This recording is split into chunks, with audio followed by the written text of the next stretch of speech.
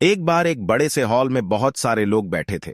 वहां पर दुनिया का एक बहुत ही बड़ा स्पीकर आने वाला था और सब लोग उनकी बातें सुनने के लिए वहां पर आए थे। लगभग 10 मिनट के बाद वह स्पीकर स्टेज पर आ जाता है और वह बोलता है कि अगर आपने मेरी बात ठीक से सुन ली और समझ ली तो आपकी जिंदगी पूरी तरह से बदल जाएगी। उसके बाद वह अपनी जेब से एक बिल्कुल नया चमकता हुआ 500 रुपये का नोट निकालता है और उसको ऊपर करके सबसे पूछता है कि ये नोट आप में से किसको चाहिए। ये सुनते ही सब लोग अपने अपने हाथ ऊपर कर देते हैं। वह स्पीकर बोलता है कि यह नोट मैं आप में से किसी एक को दूंगा, लेकिन इसके लिए आपको थोड़ा वेट करना होगा। अब वह स्पीकर उस नोट को अपनी मुट्ठी में बंद कर लेता है और थोड़ी देर तक उसको मसलता है।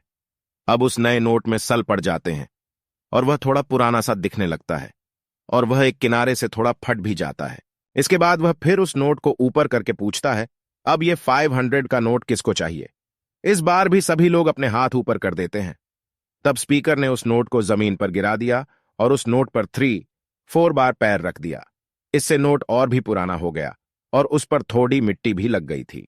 फिर उन्होंने उस नोट को ऊपर किया और पूछा कि अब बताओ, अब इस नोट को आप में से कौन लेना चाहता है। और इस बार फिर सब के सब ने अपने हाथ ऊपर कर दिए। स्पीकर अब नोट को फिर से नीचे जमीन पर गिरा देता है और उसके ऊपर कूद कूद कर उसको दोनों पैरों से रगड़ देता है और उसके ऊपर चाय भी गिरा देता है। स्पीकर ने एक बार फिर उस नोट को उठाया और ऊपर करके सबसे पूछा, अब इस नोट को कौन लेना चाहता है।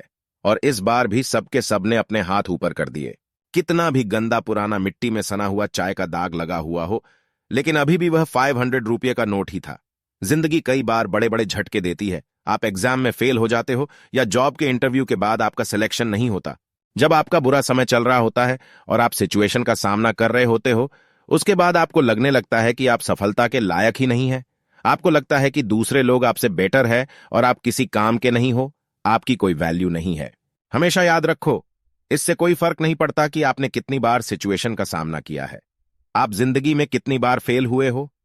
आपकी वैल्यू हमेशा वही रहेगी जो पहले थी। आपके पास कुछ खास है जो दूसरों के पास नहीं है और ये कोई भी आपसे छीन नहीं सकता। अब तक सक्सेस नहीं मिलने से आपकी वैल्यू कम नहीं हुई है। आप अभी भी अपने बारे में कितना भी लो फील कर रहे हो, उससे कोई फर्क नहीं पड़ता।